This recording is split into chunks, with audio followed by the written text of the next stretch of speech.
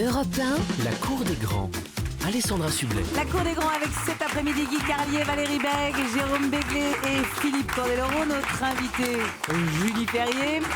Et Julie, en face de vous, quelqu'un que vous connaissez évidemment, Mathieu Naël. Mathieu et ses beaux yeux. Les beaux yeux de Mathieu. Le petit rapporteur. C'est vrai que t'as de beaux yeux, tu sais, gamin. Oh, gamin. Qu'est-ce qui nous arrive ? Mathieu, entre les planchites de Guy, le préservatif Star Wars et les révélations étonnantes sur l'anatomie du mammouth, la semaine était déjà riche en n'importe quoi. Mais là, vous venez de prendre connaissance de notre chanson de Noël et les mots vous manquent, non ? Effectivement, Alessandra, les mots me manquent, l'émotion sans doute. Top, ça suffit, les meilleurs extraits sont les plus courts. Je pense à Rodagil, je pense à Ferré. J'imagine le constat d'échec pour un Dabadi découvrant les paroles de notre chanson. Quand le ciel gris parfois te désespère et quand la vie s'avère plutôt sévère. Merde, pourquoi j'y ai pas pensé, ce morfon Jean-Loup. Nous reviendrons sur ce bijou polyphonique quasiment aussi agréable à écouter qu'une boucle sonore du rire de Valérie Bègue. Ce qui n'est pas peu dire. Mais d'abord, devant une telle masse d'absurdité encore cette semaine, il nous faut faire preuve de méthode. Nous allons prendre les conneries les unes après les autres. Et quitte à choquer les amis de Brigitte Bardot, j'aimerais d'abord revenir sur cette relation surprenante. D'aucuns diront contre nature, qui est en train de se nouer entre Guy Carlier et Max, le Jack Russell d'Alessandra, qui passe les 3/4 de chaque émission à se frotter lascivement sur la jambe de Guitou, qui ma foi semble y trouver aussi son compte, puisqu'on l'entend de temps à autre lâcher un lubrique. Oh yeah. Signe chez lui d'une grande satisfaction. En tout cas, à l'antenne, les deux complices vivent de très beaux moments. J'ai le plaisir de vous annoncer que ma jambe gauche a énormément fait plaisir au chien d'Alessandra. Ah non. Alors, beaucoup d'envieux. Je sais que Denis Oliven avait plusieurs pistes pour relancer les audiences de la Cour des Grands, mais il n'avait certainement pas pensé à la zoophilie rieuse. Cadeau, Denis. Dans la série, je ne sais pas imiter les accents, je le sais, et pourtant j'insiste. Chaque semaine, Alessandra aura une fois de plus tenté d'imiter l'accent québécois au détour d'une discussion sur Céline Dion. Alors vous allez voir, Julie, Alessandra, c'est un véritable caméléon vocal. Hein. Quand elle imite Céline Dion, on ferme les yeux, on peut presque sentir l'odeur du sirop d'érable. Céline, c'est quand même la grosse machine. Hein. Ah ouais. Ouais. Ah, ça, je te le dis, oui. c'est un accent québécois. C'est l'accent belge, elle se trompe. C'est ça. Mais oui, c'est comme moi. Alessandra, C'est pareil. c'est un pont tendu entre Québec et Namur. La seule fois de sa vie où elle a réussi à faire l'accent québécois, c'était involontairement, lundi. C'est 10 fois plus performant que le performant. Là, tu le tiens. Là, c'est bon. Tu vois, tu l'as pas fait exprès, mais là, tu le tiens. Heureusement, Sublet, ce n'est pas qu'une oreille exceptionnelle, c'est aussi un cerveau unique en son genre.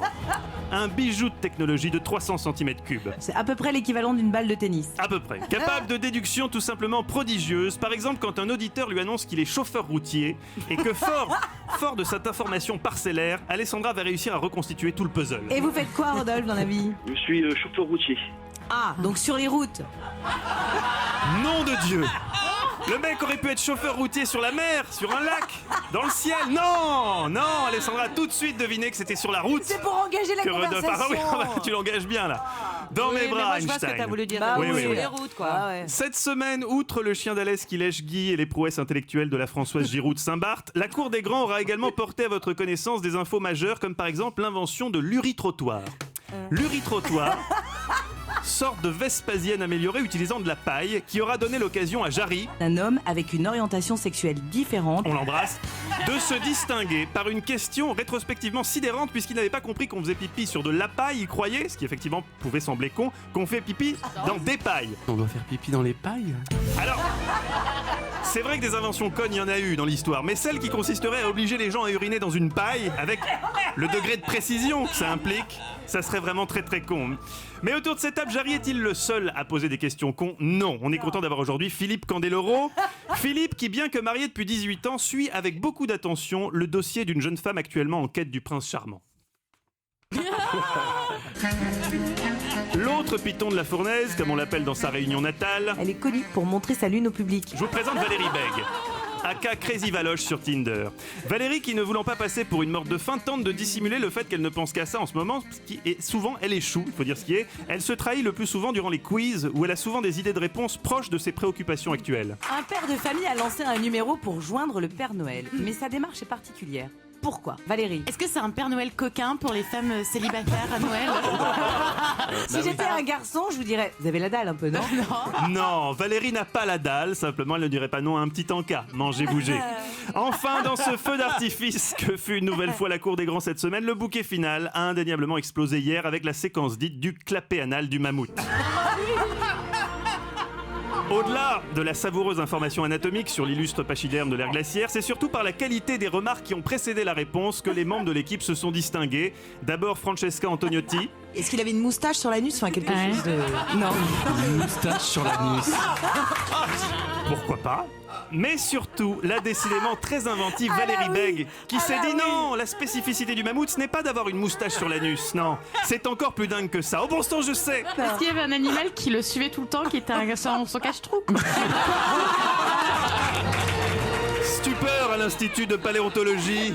Selon le professeur Bègue, diplômé de la Polytechnic School of Jean-Pierre Foucault, il existerait dans la nature des petits animaux dont la raison de vivre serait de cacher l'anus d'autres animaux plus gros qu'eux.